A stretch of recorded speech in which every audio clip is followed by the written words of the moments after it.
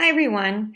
I know that open house might be a little confusing tonight, so I wanted to make a screencastify and to share it with you all in case you can't make it or in case, the links don't work for some reason. It is going to be confusing.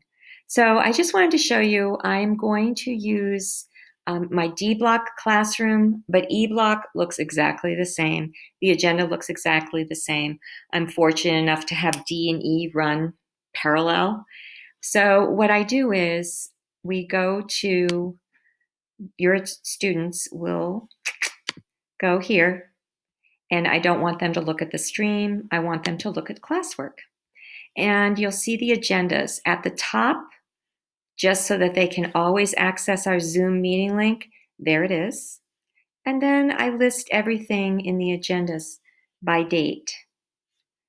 So for example, here's today. And I can see if people have handed in their work. It's not due yet, by the way. So if people have handed in their work, how many people haven't handed in their work yet? And I click on the agenda, which I've already done, and that's here. So we're going to be starting some of a little bit of larger writing. And I label the agenda. I usually have music linked to it. This is good. And then I say what the homework was for today to remind them right up front. They were writing their This I Believe essays. They started those on Tuesday. They should have finished them by this morning and submitted them. And we're going to read a Ray Bradbury story today, There Will Come Soft Rains. And I try to project how long this is going to take. And because I know some of the kids have not picked up their materials, I link the story. And then right here, Sarah Teasdale, Why August 4th, McClellan.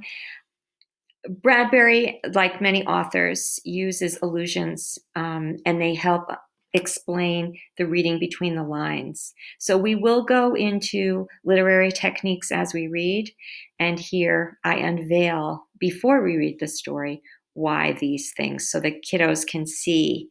It's not just fluff information. These things are put there on purpose.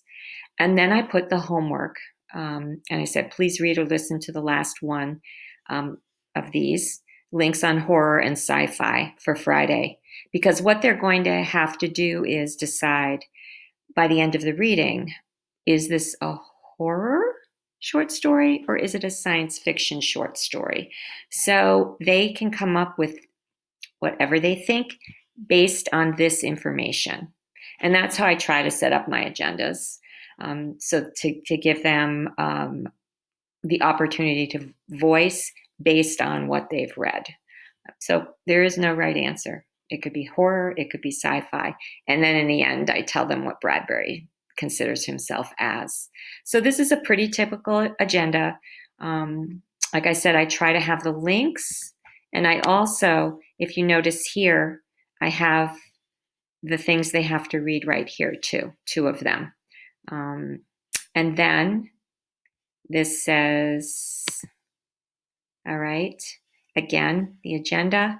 And for Monday, it will have a spot that says due on Monday, September 21st, you're writing on horror or sci-fi for There Will Come Soft Rains. So the kids know where to put their papers. So here it says, please submit your own This I Believe. Here it says, submit your This I Believe homework, which is a different thing. Here, submit your Fun They Had assignment. So I try to be really careful about how I do this. The other piece of information I would share with you tonight is, I know this is sort of boring, my website.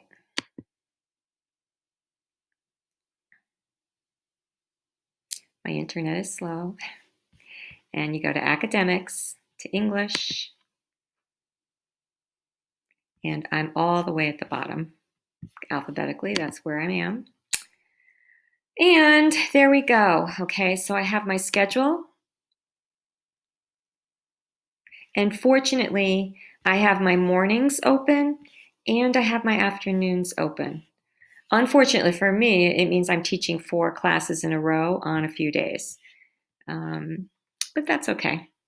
All right, and then I have, where is it? honors sophomore course expectations. So I do the whole describing of the course, our key goals, our themes, our reading list, and I do have to add The Great Gatsby to this list. I don't know why I missed that. And then we have the class rules, which really, a lot of them apply when we're in school. I mean, I'm hoping that online they're putting aside their cell phones and they're not texting on their computers. Attendance, again, the kids have been really good about getting to class on time, but I do know given the bell schedule and mask breaks and not being able to go to the bathroom during passing time, that they might come into class and say, hey, I've got to go to the bathroom. So I have to be flexible on that. And the kids definitely, if they're not feeling well, they're encouraged to stay home. And that's another reason why I set up my agendas the way they are, is so that if they're absent or late, have an appointment, sick, whatever, that they can access the information. And I really encourage them to email me if they have any questions. I get very few emails. It's pretty direct, but I look morning, noon, and night at my emails and try to answer their questions. Extra help, we're going to have to set up Zoom meetings for extra help. So as we get into our writing or discussing the reading before the writing, if anyone's having a difficult time, the students and I can Zoom. I use the traditional grade scale, and I have my grades split up into 3 categories. 10% is scholarship, homework, participation, group work, on-time submission of assignments, little tiny baby steps. Formative are the smaller writings. You'll see chunky paragraphs, the student's reflection on a reading, mini lessons, smaller presentations, outlines, and first drafts of essays. Those are 20%. And they're bigger steps. And then the summative, things like a final draft of an essay, tests, research papers. And I'd have to add Socratic seminars too, because we do at least 2 Socratic seminars this year, where the students will prepare, participate, and then reflect. Those are a 70% grade. I'm not big on tests.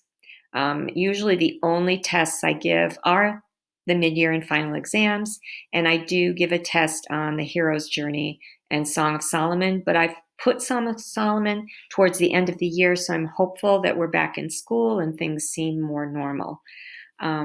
Just remember when you check Aspen, because I am pretty good about putting in the grades for Aspen. I'm trying to get that done this week, their first grades, that they're deceptive because they only include what I've graded thus far. And usually what I've graded thus far would be summative, 10%, would not be summative, the 70% assignments that really swing the grade. But I do feel like it's like that in most classes where you have this big unit test or this bigger essay. It's usually due towards the end of the quarter. So yeah, that's pretty much it, I think. If you aren't able to attend Zoom tonight, and you have any questions after watching this screencastify for clarification or some concerns you have, please send me an email so we can communicate. All right, bye.